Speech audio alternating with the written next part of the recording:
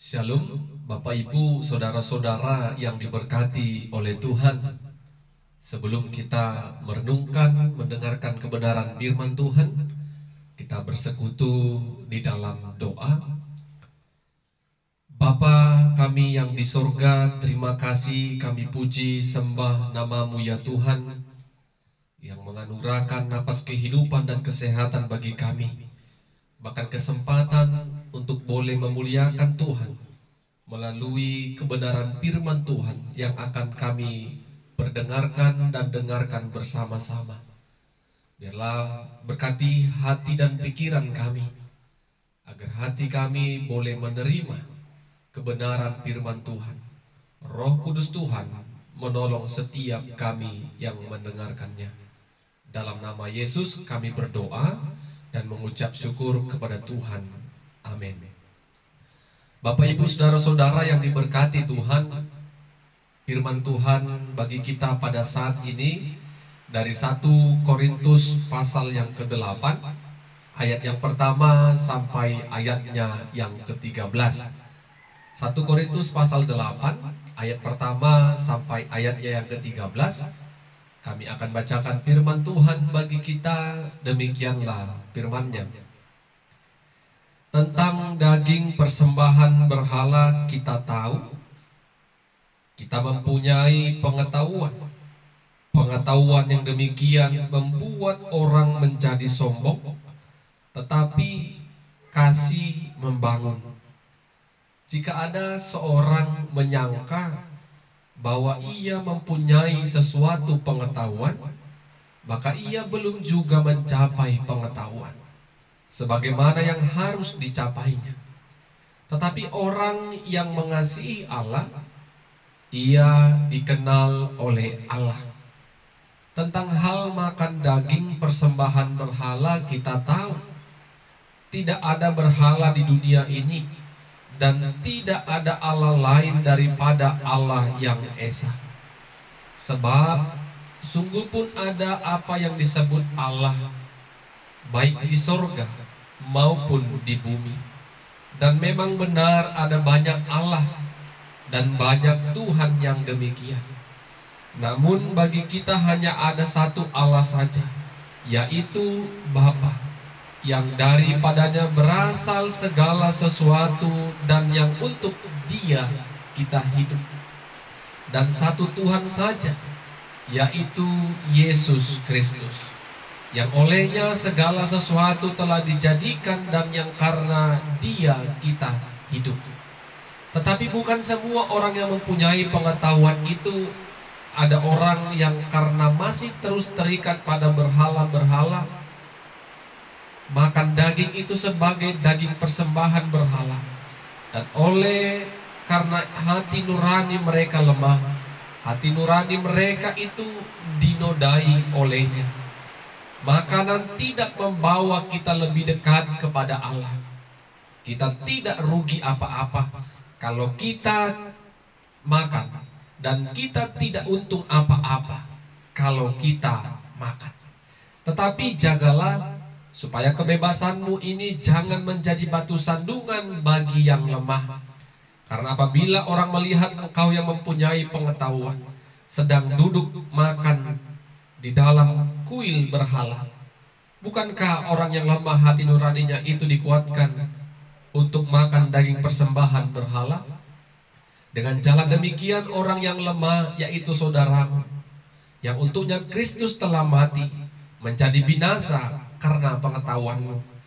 Jika engkau secara demikian berdosa terhadap saudara-saudaramu dan melukai hati nurani mereka yang lemah, engkau pada hakikatnya berdosa terhadap Kristus. Karena itu apabila ia makan menjadi batu sandungan bagi saudaraku, aku untuk selama-lamanya tidak akan mau makan daging lagi, supaya aku jangan menjadi batu sandungan bagi saudaraku. Amin. Bapak Ibu saudara-saudara yang diberkati oleh Tuhan, tema kebenaran firman Tuhan bagi kita pada saat ini, jangan menjadi batu sandungan bagi sesama. jangan menjadi batu sandungan bagi sesama.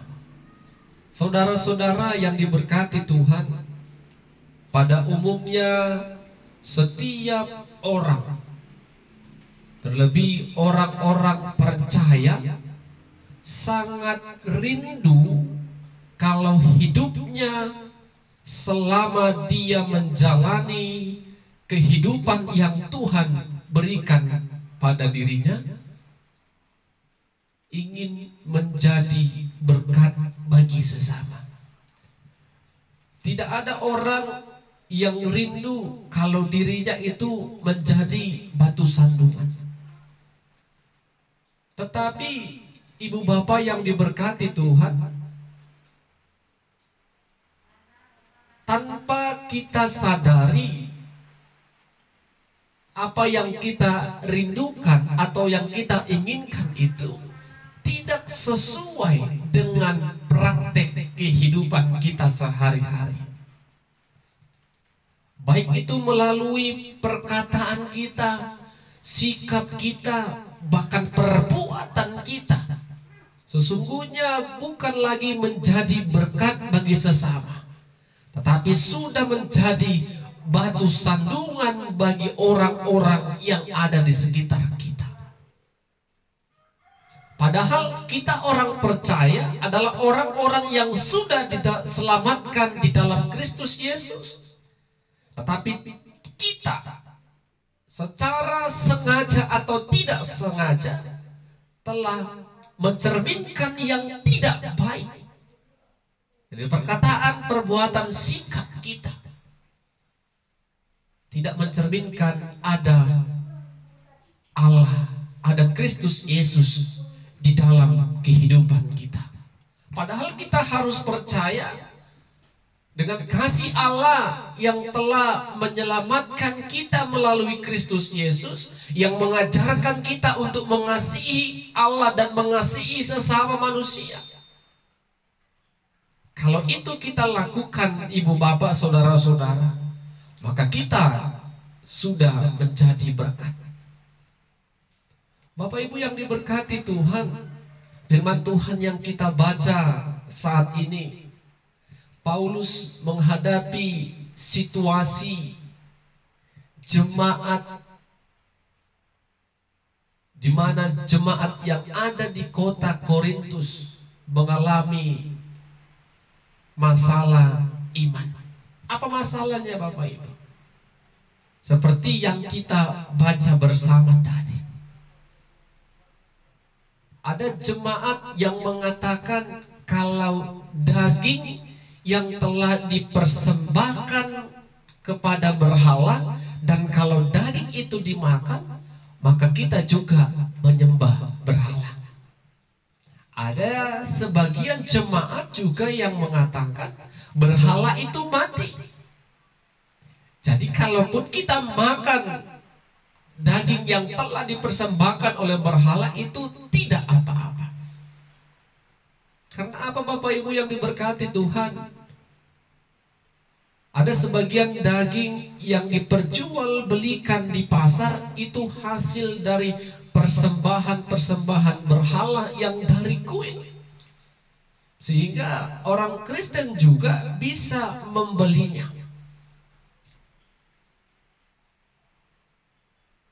Persoalan iman jemaat boleh atau tidak makan daging yang sudah dipersembahkan kepada berhala. Bapak Ibu yang diberkati Tuhan, kita melihat apa yang dikatakan oleh Rasul Paulus. Dan Rasul Paulus tahu latar belakang jemaat yang ada di kota Korintus adalah latar belakang jemaat penyembah berhala. Oleh karena itu Rasul Paulus mengajar dengan hikmat yang daripada Tuhan. Ada 3 hal yang disampaikan oleh Rasul Paulus. Yang pertama, jangan menjadikan pengetahuan itu menjadi sebuah kesombongan yang akan membuat diri kita menjadi batu sandungan. Yang kedua, Apa yang dikatakan Paulus? Semua makanan boleh dimakan. Karena Allah yang telah menciptakannya. Karena Allah itu Esa. Allah yang telah menyelamatkan kita dalam Kristus Yesus. Allah yang telah menghidupkan kita. Dan yang ketiga, berhikmat dalam menggunakan pengetahuan iman kita.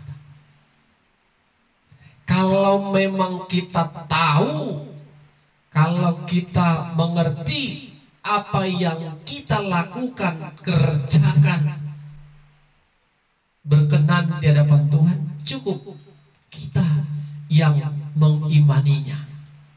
Contoh persoalan makan tadi. Kalau kita makan persembahan berhala tadi di depan orang yang imannya sangat-sangat lemah, dan kita tegas mengatakan nggak apa-apa, ini semua boleh dimakan, maka mereka melihat kita menjadi lemah dan goyang. Oleh karena itu, ibu bapak yang diberkati Tuhan, kita boleh membaca situasi di mana kita duduk dan berdiri. Kalau memang orang-orang di sekitar kita memiliki pengetahuan dan pemahaman iman yang lemah, kita harus menyesuaikan diri dengan mereka. Kan Rasul Paulus katakan pada ayat yang ke-13, aku tidak akan makan daging itu kalau itu menjadi batu sandungan bagi sesamaku. Selesai. Jadi ibu bapak yang diberkati Tuhan, tergantung bagaimana kita meminta hikmat yang dari Tuhan. Apa yang boleh kita renungkan dari kebenaran firman Tuhan saat ini? Yang pertama, sering orang percaya menjadikan pengetahuan imannya itu menjadi sebuah kesombongan bagi setiap orang-orang yang imannya masih lemah, yang pemahamannya dan pengetahuannya tentang firman Tuhan masih lemah.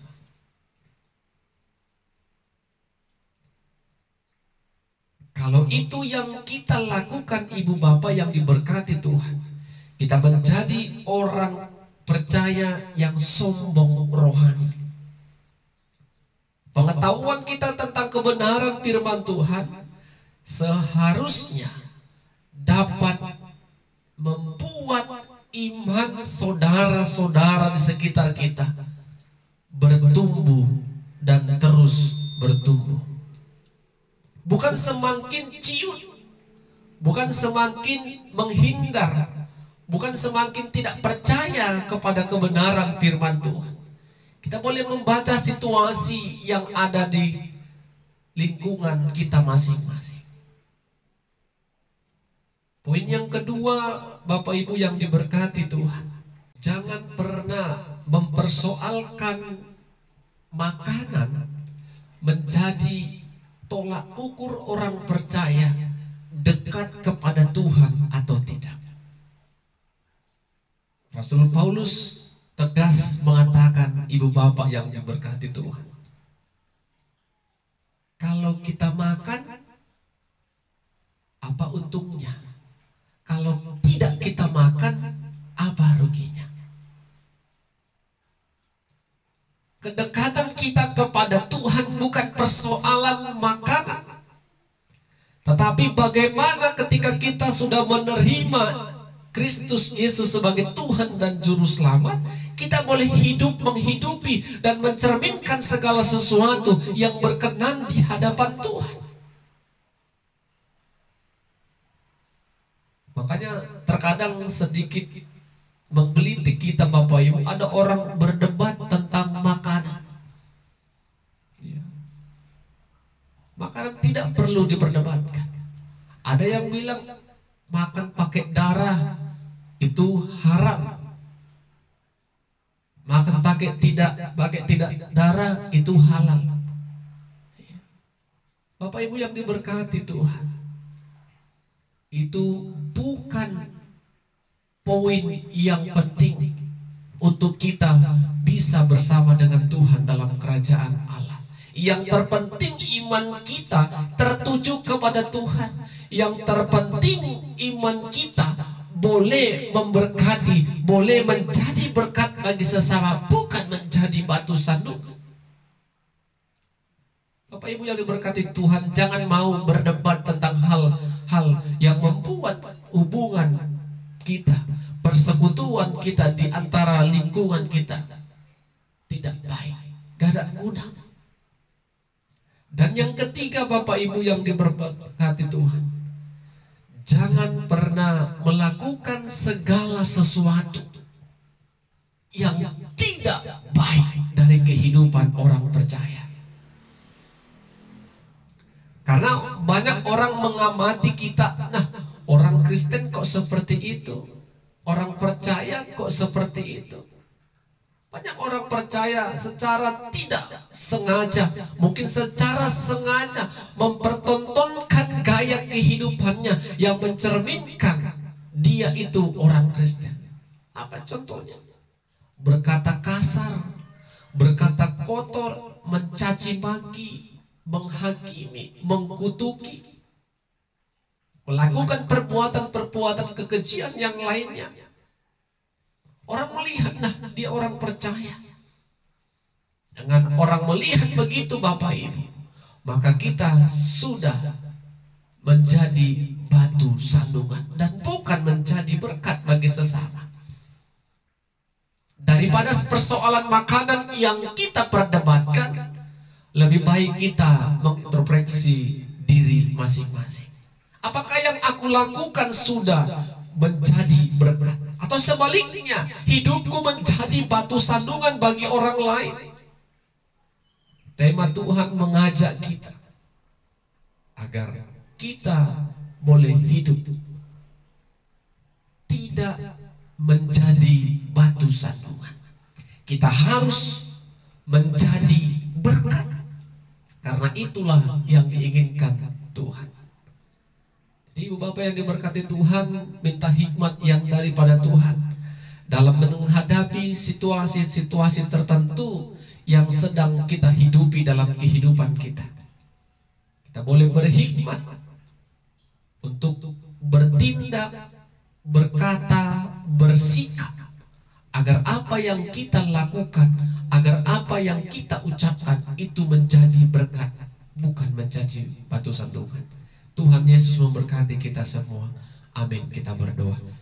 Kami bersyukur kepadamu ya Tuhan buat kebenaran firman-Mu yang telah memberikan kami pemahaman yang baik. Bagaimana kami harus hidup di dalam kasih Tuhan, mengasihi sesama, mengasihi Tuhan Allah dengan segenap hati kami. Karena kami telah diselamatkan dalam Kristus Yesus. Ajari kami Tuhan untuk terus belajar tentang kebenaran firman Tuhan dan jauhkan kesombongan dari kehidupan kami, agar kami tidak memiliki kesombongan. Ajari kami Tuhan untuk tetap rendah hati. Terima kasih ya Tuhan buat berkat firman-Mu yang telah kami sambut bersama-sama. Biarlah Roh Kudus Tuhan terus bekerja dan berkarya untuk membuat kami mengerti, terlebih melakukan firman-Mu. Dalam nama Yesus kami berdoa dan bersyukur. Amin. Shalom. Tuhan Yesus memberkati kita semua. Shalom Bapak Ibu yang diberkati oleh Tuhan. Sebelum kita merenungkan kebenaran firman Tuhan, mari kita satukan hati kita. Kita bersatu di dalam doa. Bapa kami yang di surga, Bapa yang kami kenal dalam Putra-Mu Kristus Yesus, terima kasih buat setiap penyertaan dan pemeliharaan Tuhan di dalam kehidupan kami. Sampai saat ini kami boleh merasakan itu semua. Terlebih dengan Tuhan izinkan kami memiliki kesempatan untuk bersekutu lewat kebenaran firman Tuhan.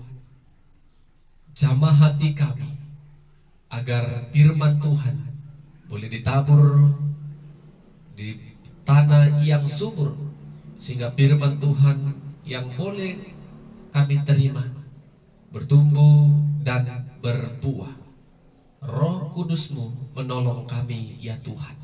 Dalam nama Yesus kami berdoa dan bersyukur. Amin. Saudara-saudara, Bapak Ibu yang diberkati Tuhan, firman Tuhan kembali menyapa kita pada saat ini dari Yesaya pasal 40 ayat 21 sampai 31.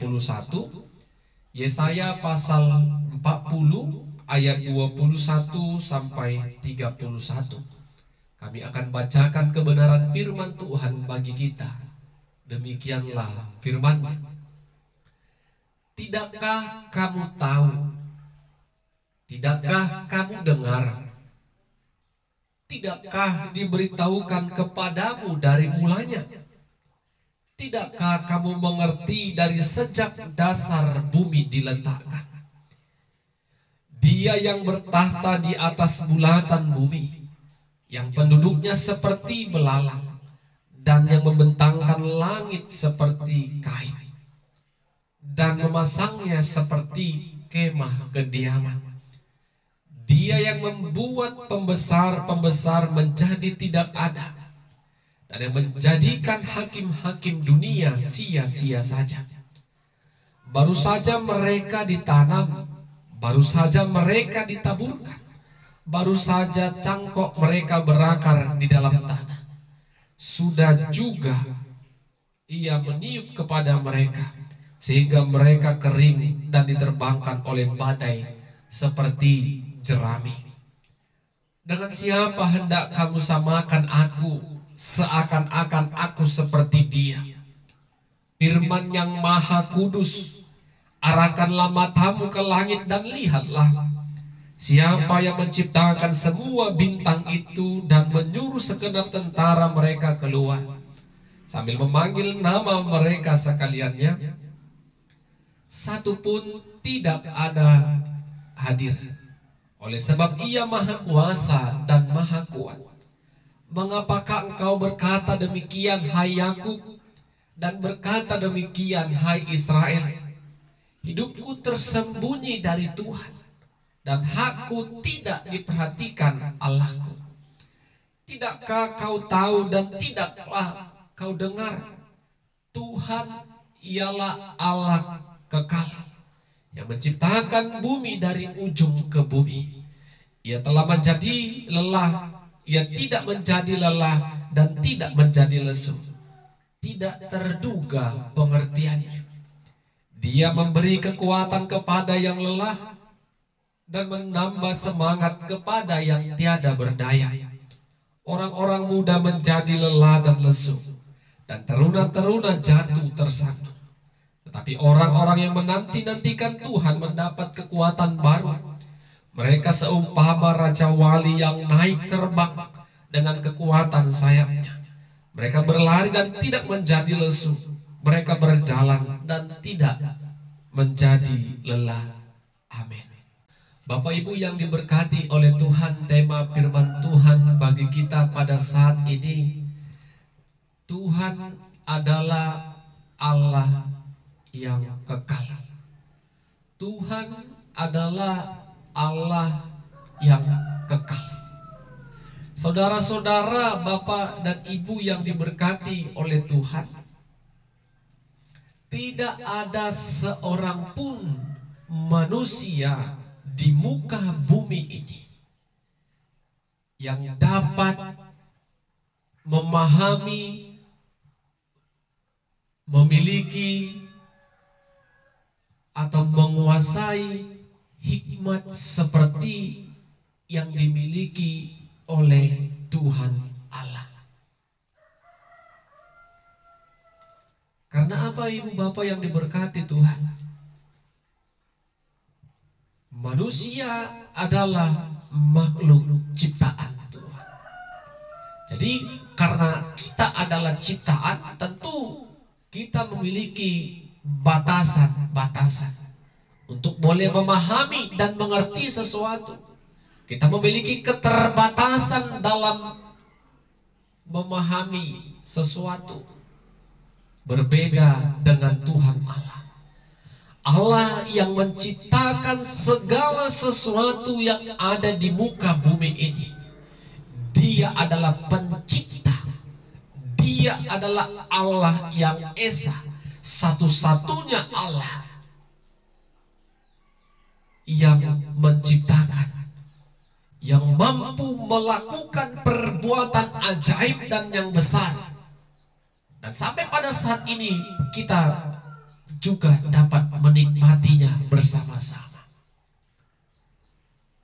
Jadi Bapak Ibu yang diberkati oleh Tuhan,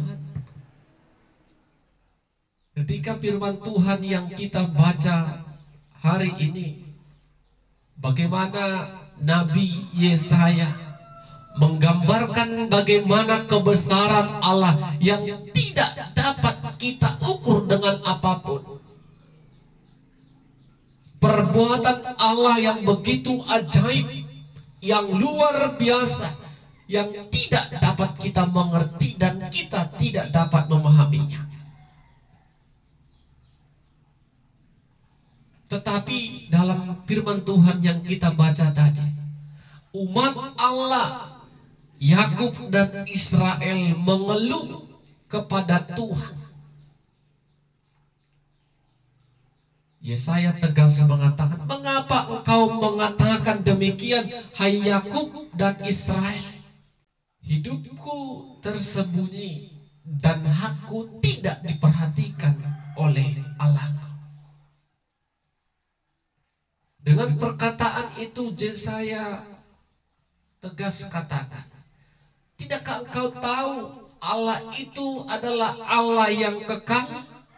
Apa artinya Bapak Ibu yang diberkati Tuhan? Allah yang kekal, Allah yang tetap, Allah yang selama-lamanya, Allah yang abadi, tidak pernah mengalami perubahan. Mengapa Yakub dan Israel mengatakan demikian?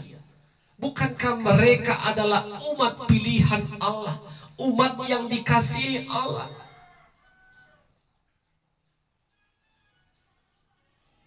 Tetapi ketika mereka melakukan perbuatan dosa, mereka dibuang ke Babel.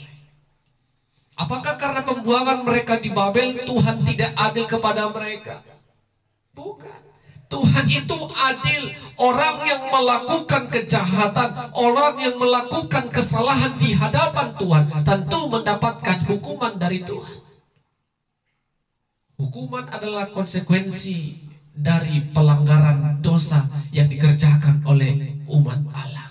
Mereka dibuang ke Babel. Tapi bagaimana Allah membebaskan mereka? Allah membawa mereka kembali keluar dari Babel. Umat Allah tidak melihat bagaimana sesungguhnya Allah itu sungguh kekal, yang tidak pernah berubah. Walaupun mereka sering mendapatkan hukuman, tetapi kasih Allah itu kepada mereka tetap abadi selama-lamanya. Kenapa mereka katakan Tuhan mengambil hak mereka? Tuhan tidak berada di pihak mereka. Tuhan jauh dari mereka. Bapak Ibu yang diberkati oleh Tuhan, Yesaya juga mengatakan, orang yang lemah diberikan Tuhan kekuatan. Orang yang tidak berdaya diberikan Tuhan semangat. Orang-orang yang menantikan Tuhan seperti seumpama burung raja wali yang terbang tinggi menggunakan kekuatan sayapnya. Dia berjalan, dia hidup tidak mengalami keletihan, kelesuan, bahkan kelelahan, seperti raja wali yang terbang menggunakan kekuatan sayapnya. Demikianlah Bapak Ibu yang diberkati Tuhan. orang-orang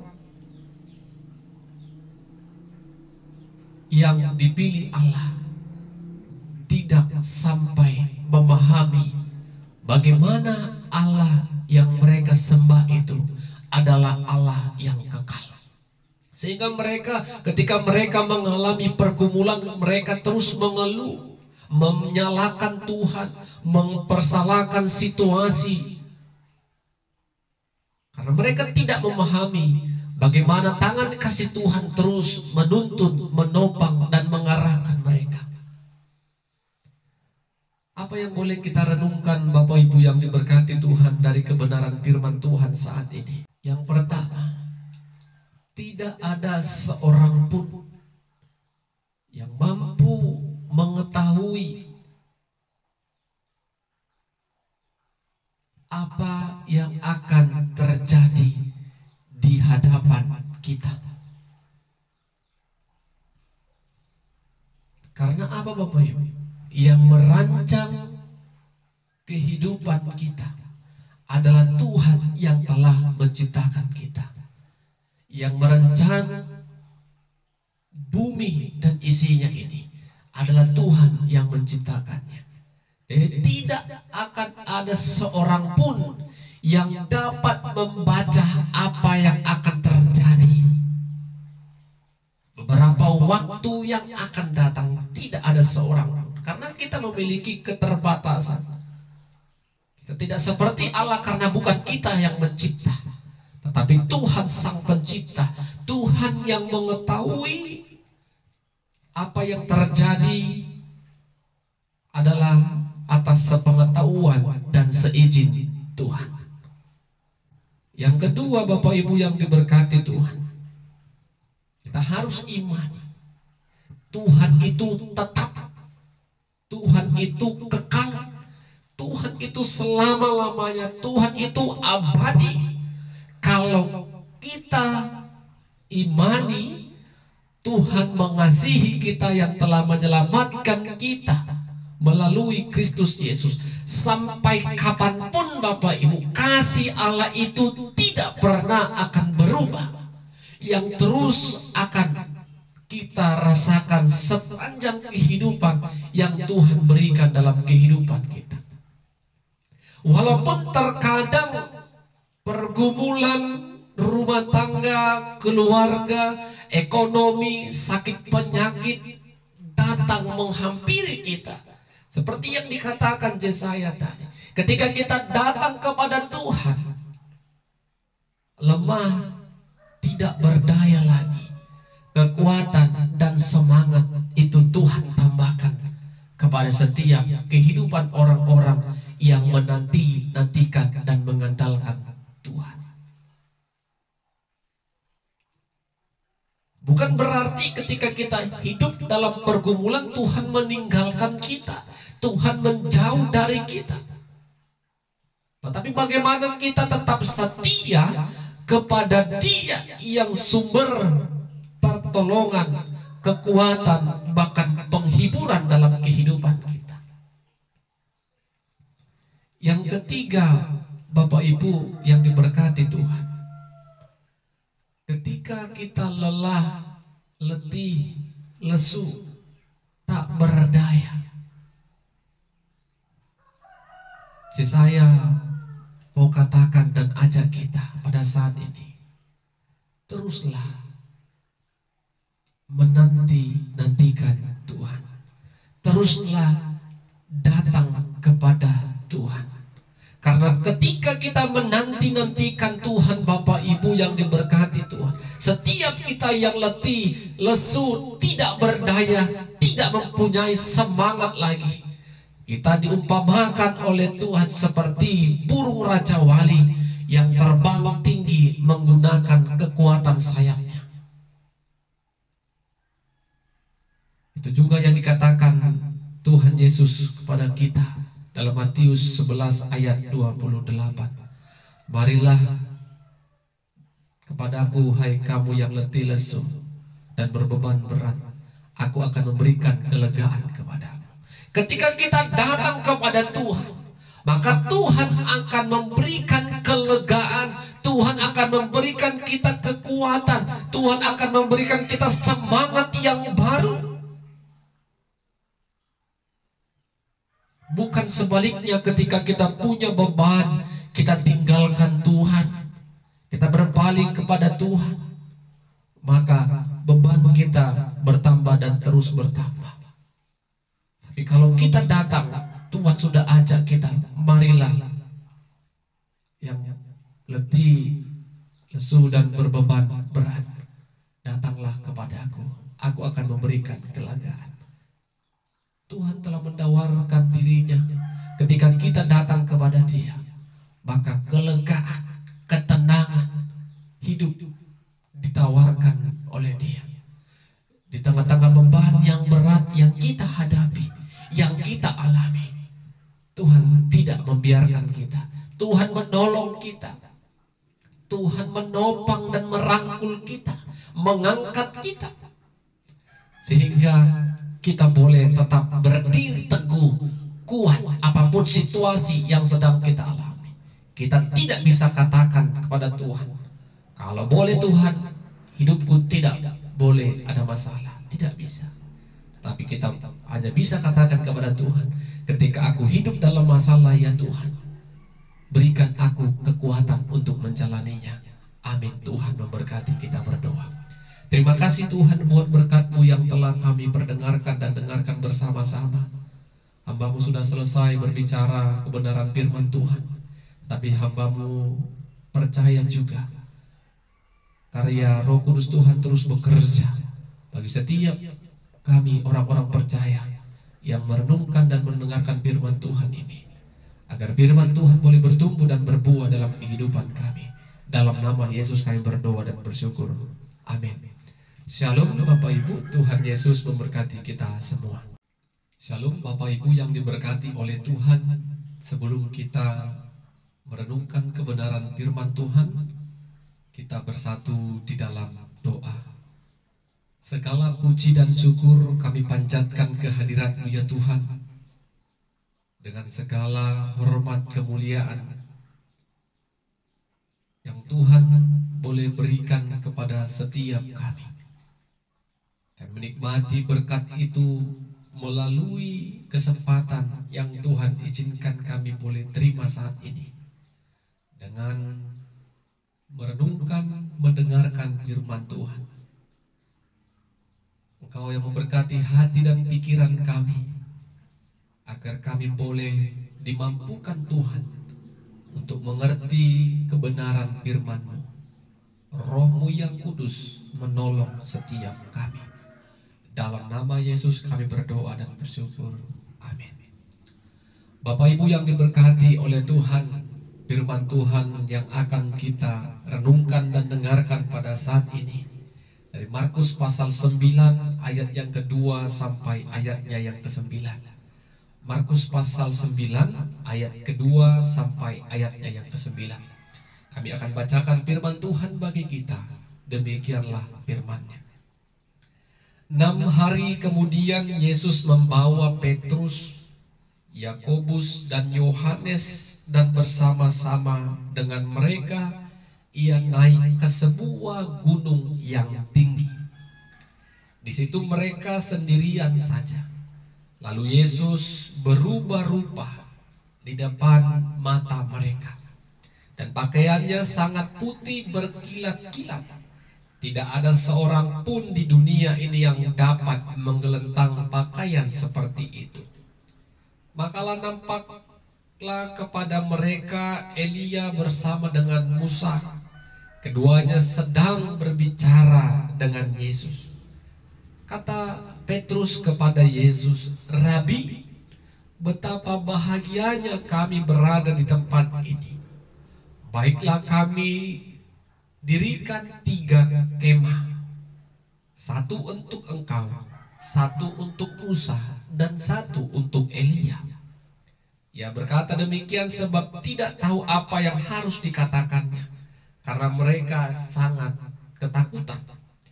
Maka datanglah awan menaungi mereka, dan dari dalam awan itu terdengar suara, "Inilah anak yang kukasihi, dengarkanlah dia." Dan sekonyong-konyong waktu mereka memandang sekeliling mereka, mereka tidak melihat seorang pun lagi bersama mereka, kecuali Yesus seorang diri. Pada waktu mereka turun dari gunung itu, Yesus berpesan kepada mereka supaya mereka jangan menceritakan kepada seorang pun apa yang telah mereka lihat itu, sebelum Anak Manusia bangkit dari antara orang mati. Amin. Bapak Ibu yang diberkati oleh Tuhan, tema firman Tuhan bagi kita pada saat ini, Yesus Anak Allah, dengarkanlah Dia. Yesus Anak Allah dan dengarkanlah Dia. Bapak Ibu yang diberkati Tuhan, kalau kita membaca firman Tuhan saat ini dan kita lihat perikop sebelumnya atau ayat sebelumnya, bagaimana ketika Yesus ingin mengetahui pendapat murid-muridnya, siapakah dirinya. Ada yang mengatakan Yohanes Pembaptis, ada yang mengatakan Elia, atau ada juga yang mengatakan nabi yang akan datang. Tetapi Petrus mengatakan, engkau adalah Mesias. Dan cerita itu berlanjut ketika Yesus mengatakan kepada mereka kalau Mesias yang mereka percayai, yang sedang berdiri di hadapan mereka, akan mati, menderita, dibunuh dan dihina. Sentak Bapak Ibu, kalau kita baca Petrus menarik Yesus, dia tidak setuju apa yang dikatakan oleh Yesus itu. Karena apa? Konsep Mesias yang ada di pikiran oleh Petrus adalah Mesias yang hebat, tangguh, dapat mengalahkan kekuatan-kekuatan yang terjadi pada saat itu. Sehingga ketika Yesus mengatakan Mesias mengalami penderitaan, matinya pun dibunuh, maka spontan Petrus tidak setuju. Tetapi apa yang dikatakan Yesus, nyala engkau iblis, engkau hanya memikirkan apa yang dipikirkan manusia. Karena Allah memiliki misi yang besar, kedatangan Yesus menderita, dibunuh, mati di kayu salib untuk menebus semua umat manusia yang berdosa. Dan ketika dia mengatakan demikian kepada Petrus dan murid-murid yang lain, 6 hari kemudian, tadi ayat 2 kita baca bersama-sama, dia membawa ketiga muridnya, Petrus, Yakobus dan Yohanes, pergi ke atas gunung yang tinggi. Alkitab tidak memberitahu apa nama gunungnya, tetapi diterangkan mereka dibawa ke gunung yang tinggi. Ketika mereka sampai di gunung yang tinggi bersama dengan Yesus, ada peristiwa yang terjadi pada saat itu. Yesus mengalami perubahan rupa. Ini yang kita sebut dengan transfigurasi, mengalami perubahan. Pakaiannya sangat-sangat putih berkilau-kilauan, kilat. Tidak ada manusia seorang pun yang memakai baju seperti yang dikenakan oleh Yesus. Dan ketika berkilau-kilau mereka lihat, tampak oleh mereka Elia, Musa sedang berbicara dengan Yesus.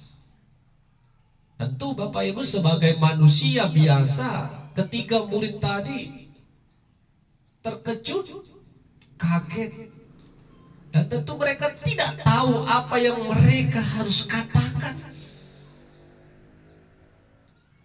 Petrus mewakili Yakobus dan Yohanes mengatakan kepada Yesus, ketika Yesus, Musa, Elia sedang berbicara, apa kata Petrus? Rabi, betapa bahagianya kami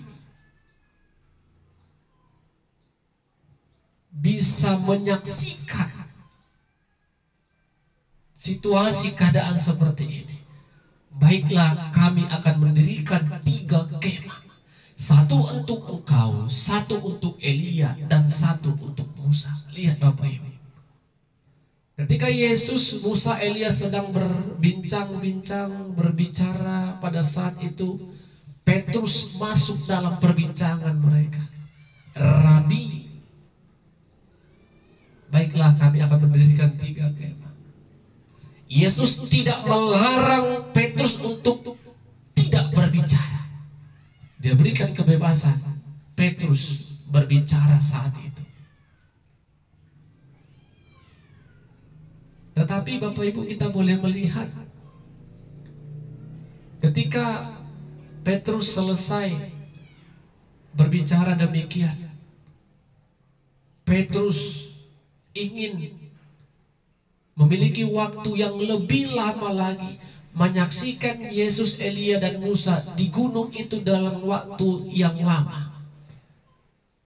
Petrus tidak pernah memikirkan kalau Yesus sangat dibutuhkan, Yesus sangat dirindukan, Yesus sangat dinantikan oleh banyak orang. Yang dipikirkan oleh Petrus adalah kepentingan pribadi dan keadaan yang menurut dia membawa kesukaan dalam kehidupannya.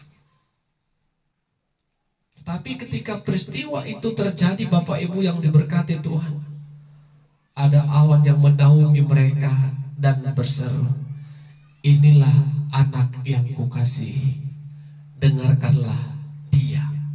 Bapak Ibu yang diberkati Tuhan, perkataan ini pernah kita dengar waktu apa? Peristiwa Yesus dibaptis di Sungai Yordan oleh Yohanes Pembaptis. Ketika Yohanes Pembaptis selesai membaptis Yesus, ada suara berseru-seru, inilah anak yang kukasihi, dengarkanlah dia. Dan ini terjadi kembali. Kata-kata ini terulang kembali ketika Yesus mengalami perubahan rupa, transfigurasi. Inilah anak yang kukasihi, dengarkanlah dia. Setelah mendengar itu, murid-murid tadi tidak lagi melihat ada Elia dan Musa, hanya seorang diri Yesus saja. Tapi Yesus berpesan kepada mereka ketika mereka akan turun dari gunung itu, jangan pernah ceritakan apa yang kalian lihat saat ini sebelum anak manusia mati dan bangkit kembali. Dan memang benar Bapak Ibu, ketika murid tadi mendengarkan apa yang dikatakan oleh Yesus, peristiwa yang mereka saksikan, mereka simpan menjadi rahasia mereka. Karena perintah tadi, inilah anak yang kukasihi, dengarkanlah dia. Ketika murid tadi benar-benar mendengarkan Yesus dengan tidak menceritakan apa yang mereka lihat. Bapak Ibu yang diberkati Tuhan, apa yang mau kita renungkan dari kebenaran firman Tuhan saat ini? Pertama, dari peristiwa Yesus dimuliakan di atas gunung ini, dan kita melihat apa yang dilakukan oleh Petrus. Kalau kami melihat bagaimana Tuhan sesungguhnya tidak memberikan batasan-batasan bagi setiap orang yang mau berseru, yang mau datang kepada Tuhan. Tuhan memberikan waktu sebebas-bebasnya kapan kita berbicara, kapan kita berseru, bersyukur, bahkan memohon sekalipun kepada Tuhan. Tidak ada batasan ruang dan waktu. Terkadang Bapak Ibu yang diberkati Tuhan, dengan waktu yang begitu banyak yang diberikan Tuhan kepada kita, sering kita tidak menggunakan waktu-waktu tertentu, waktu-waktu di mana kita boleh memiliki kesempatan untuk bisa berbicara, berkomunikasi kepada Tuhan. Semua waktu terkadang menjadi sia-sia. Tidak sedikit pun kita memikirkan waktu untuk berbicara, berkomunikasi, bersyukur kepada Tuhan. Kita membuang waktu dan segala waktu begitu sia-sia. Jadi mari Bapak Ibu, Tuhan berikan waktu kapanpun kita boleh berbicara, kapanpun kita boleh datang berseru kepada Tuhan. Yang kedua Bapak Ibu, jangan pernah hanya memikirkan berkat untuk kita, karena itu adalah sebuah keegoisan. Biarlah cukup aku yang diberkati, orang-orang di sekitarku jangan diberkati. Ketika orang diberkati, kita merasa tidak baik hati kita. Kita merasa iri, kita merasa tersaingi. Biarlah Bapak Ibu, berkat yang kita terima, kehadiran Tuhan yang kita rasakan juga dirasakan oleh orang-orang di sekitar kita.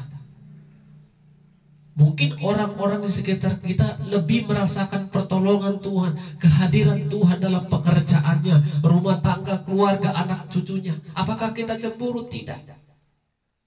Kita terus bergumul dan terus belajar bagaimana Allah terus memelihara, memberikan perhatiannya dalam setiap pribadi lepas pribadi kita. Jangan bangga ketika orang berada dalam tidak merasakan berkat. Kita merasakan berkat, kita tertawa atas kesusahan mereka. Itu kesombongan. Jadi biarlah kita juga berdoa orang-orang yang tidak mengalami keadaan seperti kita. Tuhan boleh berikan mereka keadaan yang sama, merasakan kehadiran Tuhan, merasakan berkat Tuhan dalam kehidupan mereka. Yang ketiga Bapak Ibu yang diberkati Tuhan, mendengarkan suara Tuhan. Ini poin yang paling penting seperti tema tadi. Yesus anak Allah, dengarkanlah Dia. Mendengarkan suara Tuhan, bukan mendengarkan suara hati kita, bukan mendengarkan suara sesama kita, tetapi mendengarkan suara Tuhan. Bagaimana kita mendengarkan suara Tuhan? Tentu tidak terlepas dari aktivitas rohani kita, doa kita, ibadah kita. Dalam ibadah ada pujian, doa, dan kebenaran firman, dan gaya hidup kita untuk melakukan dan merancangkan segala sesuatu. Mari datang kepada Tuhan, tanya Tuhan, dengarkan Tuhan, apa yang Tuhan inginkan untuk aku kerjakan. Jangan paksakan keinginan hati kita yang harus terjadi. Jangan paksakan ide-ide manusia itu yang harus terjadi. Tetapi tanya Tuhan, apakah Tuhan bersuara dalam kehidupan kita? Ketika suara Tuhan sudah kita dengar, kita minta hikmat dari Tuhan untuk melakukan apa yang kita dengar. Kebenaran-kebenaran firman Tuhan yang setiap ibadah kita dengar. Minta hikmat dari Tuhan untuk memampukan kita melakukan apa yang kita dengar. Jangan mengutamakan suara hati kita, tetapi utamakanlah suara Tuhan yang boleh kita kerjakan. Karena kalau suara manusia dengan mengandalkan kekuatan dunia, kekuatan materi kita melakukan segala sesuatu, hasilnya juga berujung tidak baik. Tetapi dengan mengandalkan kekuatan dari Tuhan, suara Tuhan yang terus mengajari kita, memimpin kita untuk melakukan segala sesuatu hidup ini, hasilnya akan memuaskan. Amin. Tuhan memberkati. Kita berdoa. Terima kasih buat setiap berkat-Mu yang boleh kami rasakan melalui kebenaran firman-Mu ya Tuhan. Kami sangat bersyukur boleh bersekutu melalui kebenaran firman Tuhan. Ajari kami untuk terus hidup di dalam kebenaran-Mu. Ajari kami untuk setia datang bersyukur, bersekutu lewat doa, pujian, ibadah, bahkan kebenaran firman Tuhan yang terus bersuara dalam kehidupan kami. Tolong kami Tuhan untuk bisa mengutamakan suara Tuhan dalam kehidupan kami yang akan kami kerjakan. Ajari kami Tuhan untuk menjauhkan keinginan hati kami semata, keinginan daging kami, tetapi kami harus mengutamakan suara Tuhan yang harus kami dengarkan, suara Tuhan yang harus kami kerjakan. Roh-Mu menolong kami melakukan firman-Mu. Dalam nama Yesus kami berdoa dan bersyukur. Amin. Shalom. Tuhan Yesus memberkati kita semua.